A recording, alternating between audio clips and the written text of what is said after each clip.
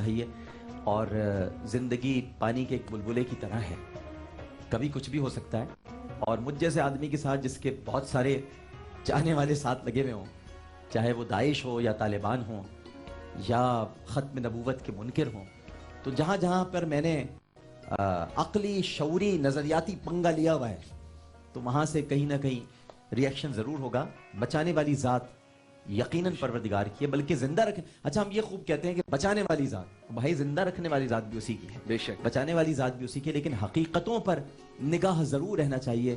میری زندگی میں ایک ہی خواہش ہے, میری کوئی خواہش, مجھے ان چیزوں کی کوئی خواہش نہیں رہتی کہ بینک بیلنس ہو, بنگلہ ہو, گاڑی ہو.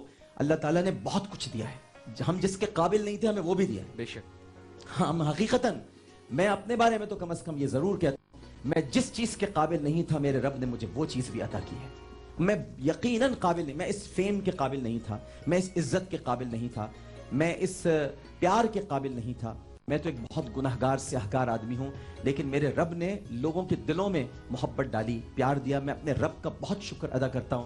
میں کسی بھی چیز کے قابل نہیں تھا, بٹ ایک خواہش ہے زندگی میں, یہ ہے جو میری مرنے کے بعد ہی پوری ہوگی, جو میں دیکھ نہیں سکوں گا. اور وہ خواہش یہ ہے کہ میرا جنازہ بہت اچھا ہونا چاہیے, اور اس میں لوگ دعا کرتے ہوئے آئیں, لوگ مجھے یاد رکھیں. لوگ مجھے بہت شوق ہے, میں اس لیے یہ سب آپ سے اس لیے کرتا ہوں باتیں, میری فیملی آپ ہیں, ناظرین اور حاضرین میری فیملی, کوئی میرے والدین نہیں ہیں, میرا کوئی بہن بھائی نہیں ہے, کوئی بھی نہیں ہے. تو میں آپ سب سے اس لیے بات کرتا ہوں کہ ضرور ہو, نعتوں کا اہتمام ضرور ہو جنازے میں, نعتیں بہت پڑھی جائیں. میری نعت زندگی ہے میری, انشاءاللہ. نعت کے بغیر میں جی نہیں سکتا.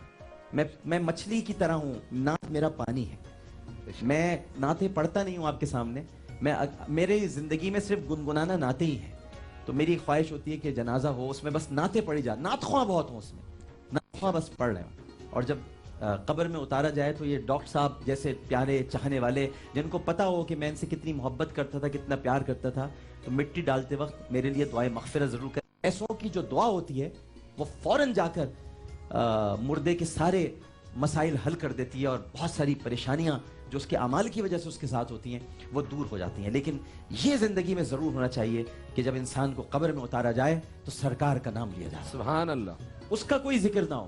دیکھیں سارے زندگی میں ذکر ہو جاتے ہیں, اخباروں میں چھپ گئے, ٹرانسمیشنیں کر لیں, غلام شبیر صاحب سب کچھ کر لیا زندگی میں, اب مرتے وقت بھی آپ کا نام کیوں ہو؟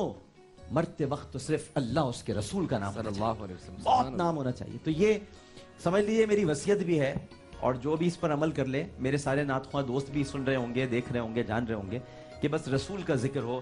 میں ہمیشہ یہی پڑھتا رہتا ہوں کہ میں سو جاؤں یا مصطفیٰ کہتے کہتے, اور کھلے آنکھ صلی اللہ کہتے کہتے, آمین آمین. رسول کے سوا دنیا میں کچھ نہیں ہے. میں نے بڑی محبتیں کی ہیں لوگوں سے, بڑا عشق کیا ہے, اپنے گھر میں بھی عشق کیا ہے, بیوی سے بھی محبت کی ہے, بچوں سے بھی پیار کیا ہے, سب سے محبت کی ہے. میں آپ کو ٹرو لو بتاؤں, صرف رسول سے محبت ہوتی ہے. سبحان اللہ. محبت کرنے کے لیے ہیں ہی وہ, بے شک. عشق ہوتا ہی ان سے ہے, اور دنیا میں کسی سے عشق نہیں ہو سکتا, آپ کو ہو ہی نہیں سکتا.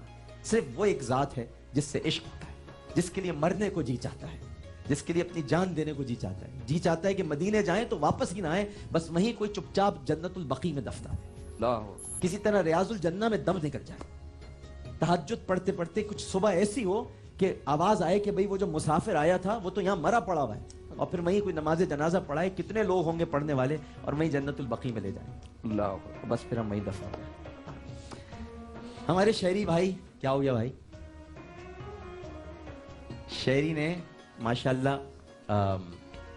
شہری کو یہ اعزاز حاصل ہے کہ شہری ان لوگوں میں ہیں جنہوں نے گلوکار ہونے کے باوجود 100 حمد اور نعت پڑھی ہیں. ماشاءاللہ, سبحان اللہ. صبح پاکستان میں 100 حمدیں اور نعتیں ہمارے شہری نے پڑھی ہیں, الحمدللہ.